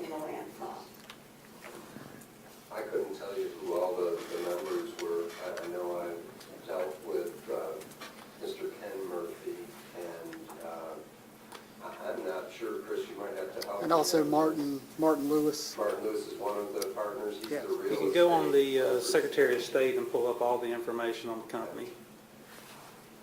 Well, I did see some minutes from a 2010 county meeting with the Fletcher Partners listed. Just wanted to verify those, that was for 2010, related to the bridge that they wanted built. I had a constituent call me today with some questions about a company owned by, I believe, Ken Murphy. The constituent said it was Taylor Murphy, and they wanted to know what school system jobs that Taylor Murphy had performed. They gave me two examples. Wanted to know if Taylor Murphy had done grading. Chair, this is not due diligence on this particular piece of property. This is related to one of the Not others. due I wanna diligence on this particular piece of property. Is there, I think the wanna board make sure members there's should no fit, conflict of interest. go ahead and finish. Does any board member have a conflict of interest with this purchase? We'll just ask it right now and we'll settle it. No. No. Okay? No, that's not my question. You said there was a conflict of interest, and then Well, if that's the not board is right, purchasing this property, Mr. Campbell- so you're asking if any board member has a conflict of interest. So I'm wondering if the Fletcher Partners have done business with the school system in the past. Just as a matter of transparency, maybe that's a better word. I don't know for sure, but I know that Taylor and Murphy Construction Company has been historically one of the most active and largest. I'd be shocked if they haven't done business with the school board through Point being one. competitive bid process. My constituent wanted me to ask if the softball field at Inca High School had been graded by Taylor Murphy, and if they had donated the grading. That had been donated. I'll answer it this way, if they had, it would again be irrelevant to the purchase of the property, even though Mr. Murphy is part of the sellers. That has no legal bearing or ethical bearing on this decision, even if he had. Well, my constituent was very concerned, and I have an obligation to my constituents Sure. to ask their questions and bring Probably- forward concerns. Probably the best thing to tell the constituent is the appraisal of market value right now is $2.1 million, and it's being purchased for $1.98 million. So no one's getting a sweetheart deal. The person getting a sweetheart deal is the school system according to the appraisal. Okay, and I do want to make sure that is not confidential information, because in the appraisal report, it said this is confidential, the 2.15 million appraisal. I just want to make sure that That's- is okay to, The appraisal, I think the appraisal's it's on the public posted on the website. okay. Sure. Well, within the document, it said this was confidential. That may be standard for the particular appraiser, but when they do business with us, it's a public record. Okay. They wanted me to ask if there was also a donation of grading of equipment and labor to grade the property at Hominy Valley prior to the build of that school. May have been, don't know, but I can tell you it has absolutely no bearing on the fact that Mr. Fierle searched and found suitable properties. We entered into negotiations on a piece of property to purchase. There's no conflict of interest with the board members, and so you can try to sling as much mud as you want to, but this deal's more than above board, and there's no conflict with any board member. And we're the ones purchasing it. I'm not trying to sling mud, I'm just trying to be transparent and get answers to my constituents' questions. I feel like we, as you said, want to do due diligence on this property. We would like for the experts, I would like for experts to do due diligence, and that's why we hire civil engineers and the various people who have spent a lot of time, and we spend the money on to give us experts' opinion on the value of the land, quality of the land, the civil engineer work, the traffic study, all those types of things. Those are the experts. And they have presented us with in-depth reports that took quite a time to go through. I'm going through them and comfortable with Mr. Fierle's recommendation and am not concerned with the softball field at Inca High School or Hominy Valley Elementary or the other work that was done. We're buying a piece of property. If we want to exclude someone who's involved with this piece of property from doing work on building the new intermediate school, we could certainly do that at that time. I respectfully, as Mr. Bless has asked, Mr. Chair, call for the question. We're spending. I have no random questions. services. Point of order. Ask her if she has anything related to due diligence. All right, any more questions regards to due diligence, Ms. Baldwin? Yes. I'm concerned still about this existing well that's on the property that was not tested. The recommendation was to cap off the well because there's a future contamination possibility. How can we even, where is that assumption coming from? And maybe I should have asked Mr. Wallace this question. Why is there an assumption that there could be contamination in this well in the future and it should be capped off? I'd have to defer to our expert here again, Mr. Wallace. I'm not sure how to answer that.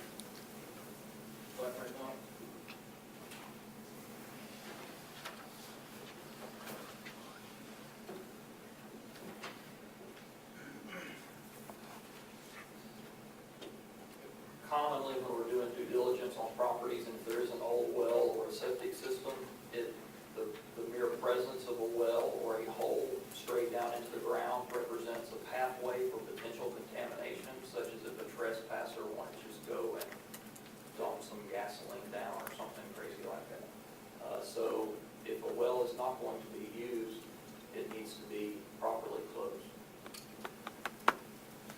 Thank you. When you told Mr. Fierle that there was an old well there, did he ask you to test it? No. This was done during our due diligence, and we didn't know about the well. And again, it's an apparent well. It might not even go to groundwater. There is just a hole inside a structure which appears to be a well. I know you said in the study you did limited,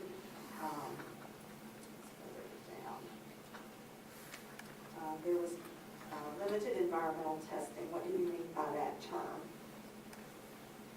Well, that's with any due diligence like this, we could go out and spend $3 million putting in 100 wells all over the property. This is not a comprehensive assessment because there was no warrant for doing testing on the property based on the history. So we did limited testing and did the testing that was done. It wasn't a comprehensive site assessment, which is a technical term in the environmental regulatory world. I know there's part 3.3 of the environmental study is called specialized knowledge. And so you, I guess, asked someone about the property who has specialized knowledge. Is that the purpose of that section? Yes, ma'am. I'm trying to get to it right now. While you're getting to it, Mr. Chairman, can I ask a question? Yes. About the well? Can you tell me, I guess I'm assuming, so please tell me if I'm wrong, that if the 14,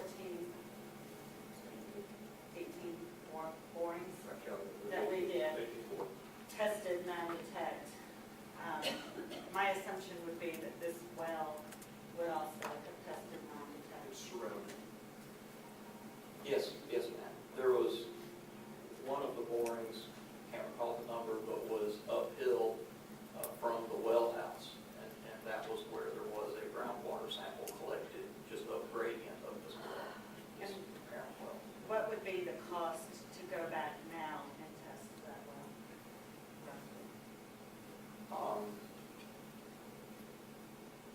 If it can be tested at all, if you can get a groundwater sample out of it, might be $2,000.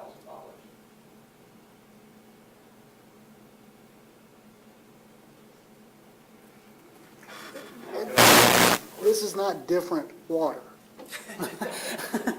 Okay, there's not special water that could be in the well that's not in all the other places you tested. It's all groundwater from the same site. Okay, just wanted to make sure I wasn't confused. I've got a law degree, so I don't want to assume anything. Yeah. Okay. All right, any other questions? Yes, the 3.3 section on specialized knowledge, you only asked Mr. Fierle, and he said he did not have specialized knowledge regarding past or present environmental issues of the subject property. You did say that your company had specialized knowledge, and that you conducted a phase 1 study in 2001 for this same property. Is that correct?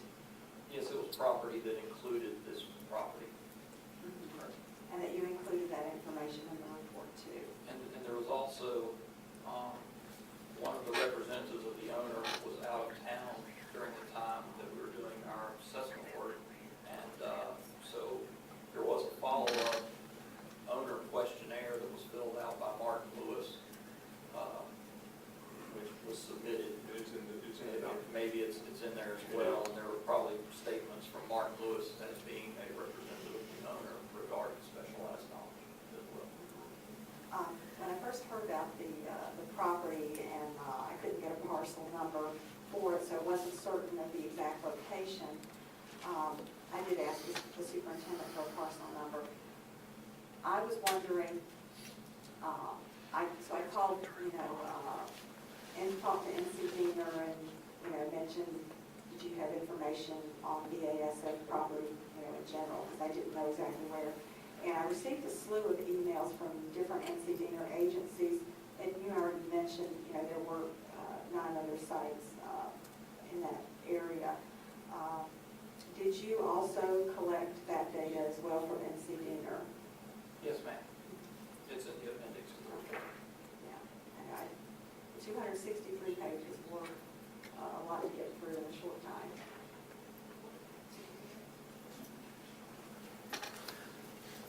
All right.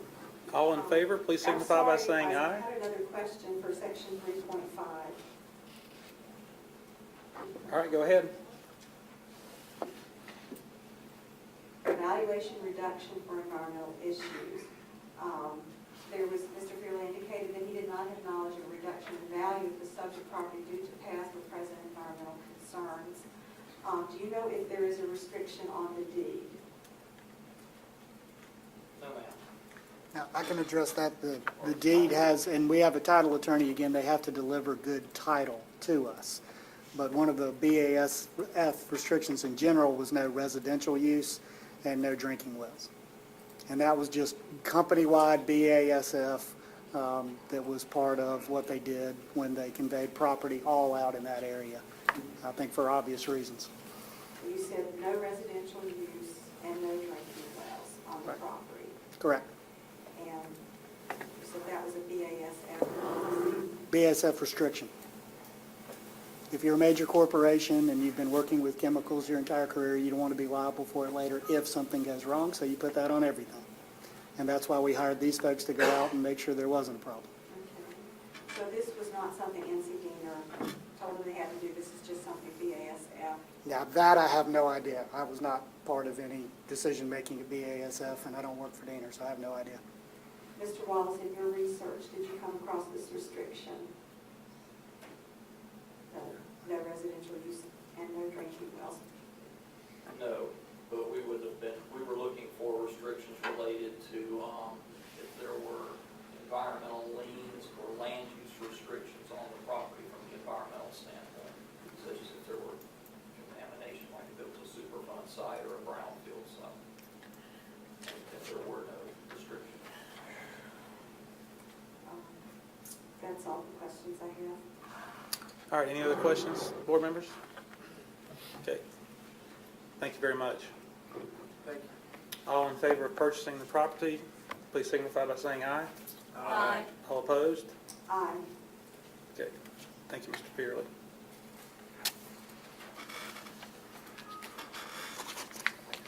All right, next on the action agenda, we have would someone like to make a motion that we contract with an outside source to broadcast regular Board of Education meetings to the public until we have moved into our new boardroom and have the ability to broadcast our own equipment, using our own equipment. I'll make the motion. Is there a second? I'll second that. Okay, we brought this up, I believe, in the June meeting. Was it June? The last meeting that we had. Last regular meeting. And we had a 3-3 tie, that's why it's back on the agenda. So, does anybody have any new information they'd like to present? Well, I do have a question because at the last meeting, Ms. Blunt did an excellent presentation and told us about all the different companies that had, I guess you could call it, made bid proposals. I would like to know what company from those, if we RFP go out, an official one, or was that sufficient? Ms. Blunt? There's no need for an RFP per se, is my understanding, because the amount of money is so limited. However, as with every purchase that we make in communications, we get 3 bids, at least minimum. We did have a number of bids. That obviously is not the only thing. It's not just about what somebody says they can do it for. We also need proof that they know what they're doing. That would be taken into consideration. Okay, so you'll use the information you've already collected to make a decision. That's correct. Okay. Contact everybody. Mr. Craig? How'd you know? Oh, you're reaching for the microphone. I wasn't at the meeting in June, so I guess I'm the deciding vote. I just want to express what I'm thinking, and since I didn't get to say anything in June. To me, it's a trade-off between the cost, and thinking of the budget cuts that we're having, weighing that versus the benefit of the public hearing this. And so that's my struggle, and I'm going to vote for this, to do this. My understanding is that we could revisit it, in a month or two. If it's not getting viewed, or if the quality isn't like we want it to be. It's not something that we have to keep doing forever. And then what keeps coming back to me is just, I can't believe so many people listen to those tapes that we have. There's have to be so boring, 3 hours of this. And yet I have teachers come up to me and say, I can't help it, I listen to this. And if they're willing to sit and listen to that tape, a video has to be better. All right. All in favor, please signify by saying, yeah, we have a motion in a second. All in favor, please signify by saying aye. Aye. All right, raise your hand if you said aye. Please, thank you. Raise them. Okay. 1, 2, 3, 4. All right, all opposed? Aye. Okay. Motion passes. All right. Next on the action agenda, we have the North Carolina School Board Association has some vacancies on their board of directors. Now, I will tell you that this is probably going to take a lot of time. We don't have to recommend anyone, but if someone is interested in serving and the board approves it, we send your name down for a nomination. That doesn't mean you're on the board if we vote you on. They have to approve it. So with that being said, is there anyone interested in doing it? I would like to do it, and I've already filled out the nomination form too. Okay, is there anyone else that would like to be considered? Do you know what the time requirements are? 3 years and at least 4 meetings a month. No, it's only Oh. 4 years. Oh, it's just a year? Oh, okay. I was going to say. Oh, I'm sorry. I'm sorry. I'm sorry, my mistake. Okay, 1 year and I think a minimum of 4 meetings that's a right. year. And I think one of them is in conjunction with the North Carolina School Board national or the state meeting in Greensboro In November. in November. And So, when is this vacancy, would, if someone were selected for this board, would begin approximately that November date? well, here again, we would send that name down to, doesn't mean you'd automatically be on, But but I'm not trying to nominate myself. Does the election It has to happen at be the in by November September meeting? 20. I think the election may happen at the state. it happens meeting at the in state level. We Greensboro. just have to have a So nomination then in. you serve By September 20. Yeah, Serve for 1 From year after. from November to November. I just wanted to let you know, Pat and I were nominated a few months ago. It seems like maybe it was 6 months ago. Is that nomination not still okay? It was last year at this time. Was it a year ago? Yeah. Okay. Can you do it annually? Okay. And then it wasn't just this form. My memory serves me. It was After a this lot form was filled longer. out, they sent us something else back to fill out. There was something else that we did. It was sent in, then we got the nice rejection letters. All right. Write an essay. Ms. Jackson and I were both wrong. It's a Oh. 2-year service. 2-year service, members, and you're eligible to serve for 2 terms. And then the board meets in November at the state conference, and in March, June, and September in Raleigh at the North Carolina School Board Association offices.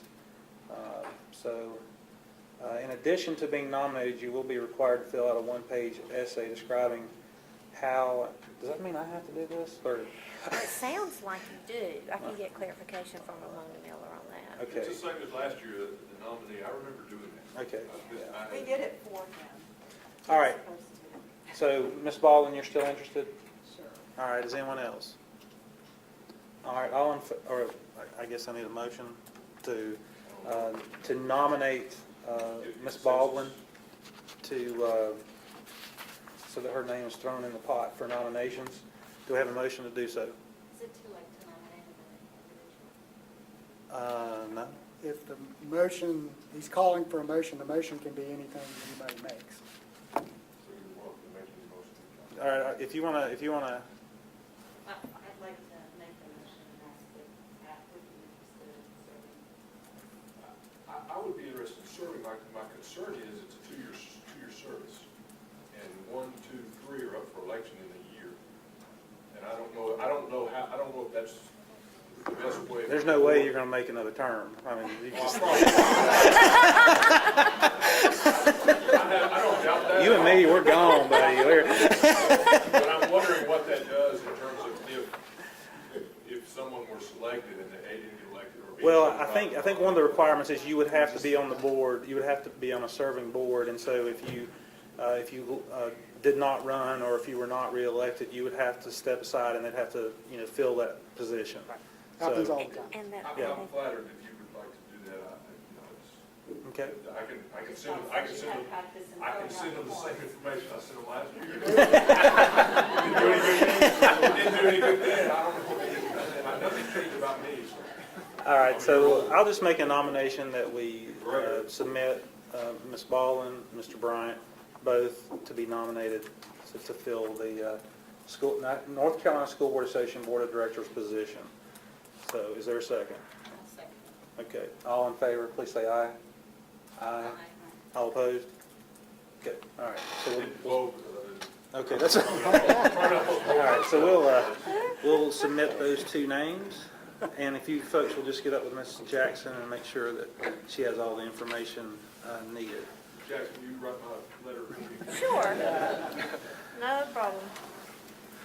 All right, I'm going to let Mr. Bryant make the motion for the next item on the action agenda. Yeah, the superintendent contract extension, I'll make this brief and quick. I've written it out so that I wouldn't talk too long. I move that this board extend the contract of Superintendent Dr. Tony Baldwin for 2 calendar years under the same financial terms, which would extend it to June 30th, 2017. All right, we have the motion. Is there a second? I'll second.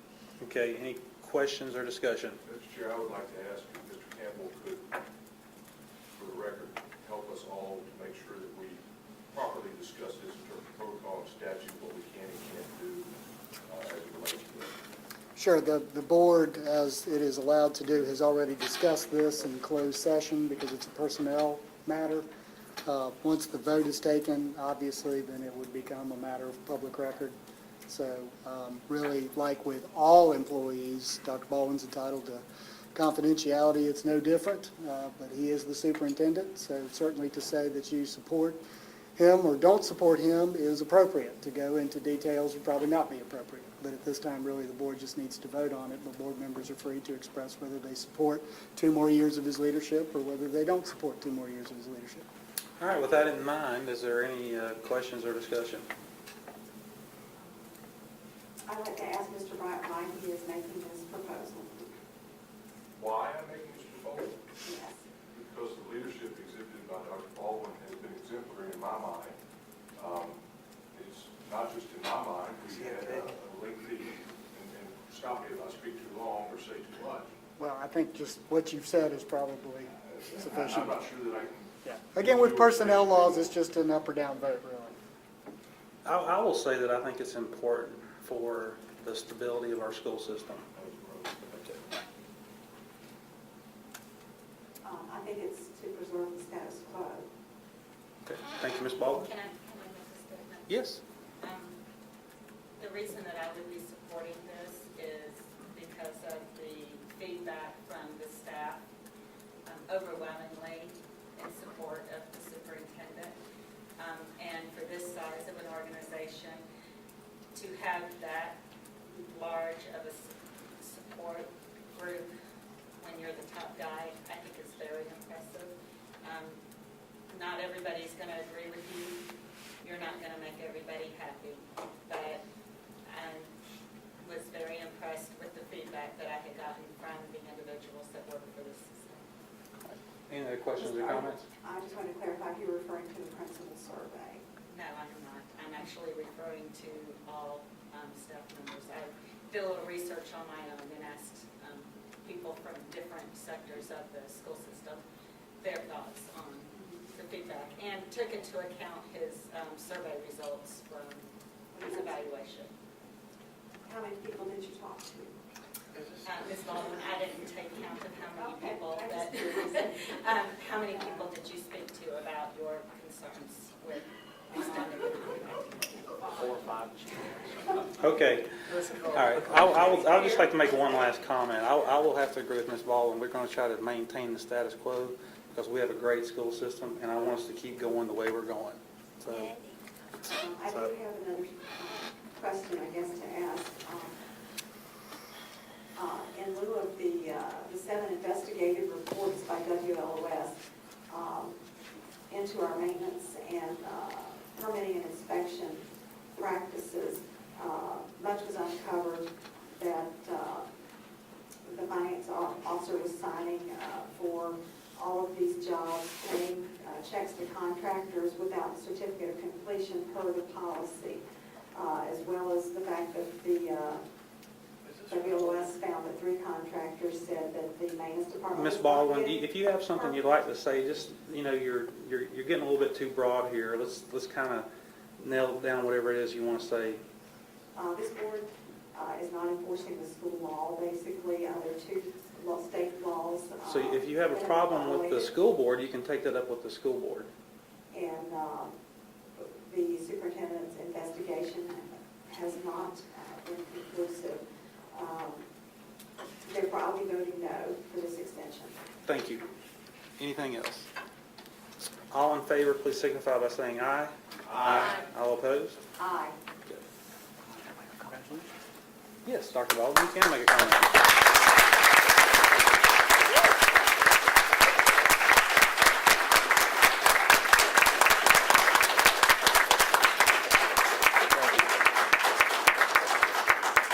I'm going to be very brief, but the first thing I want to say, I'm addressing the board. I think it's very important that I define the board. The board is the majority voice. That is the decisions that are made through the board. So that is the entire board, that voice in terms of what I define, and that's who I'm speaking to. I cannot thank you enough for this endorsement and this vote of confidence. These have been a tough 4 years, and I think I'm pretty good about reading the handwriting on the wall. I don't see those challenges diminishing in any form or fashion within the near future.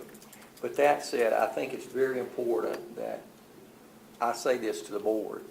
It may be Tony Baldwin that happens to be on this particular endorsement, but you have to understand, and Bob said it the best, this is an incredible, outstanding school system.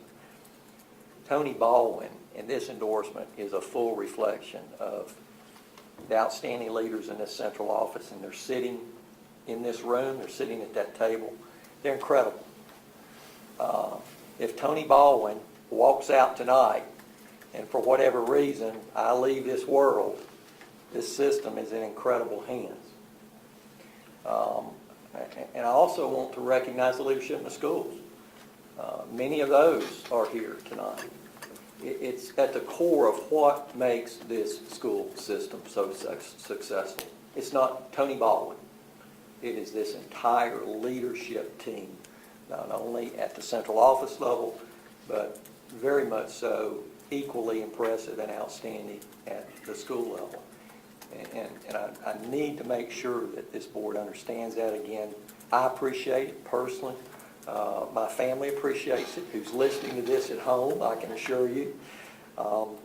But I accept this endorsement and this vote of confidence on behalf of the entire leadership of this school system. So thank you.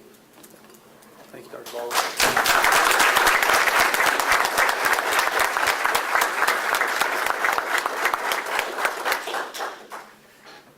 I'm going to move to, Mr. Chair, is it possible? It looks like we've got a lot more. We Okay. need to move. Yes. For one of those 5 minutes. yes, but I give you guys 5 minutes and everybody thinks 10, so. I'm there. I promise. Yeah, man.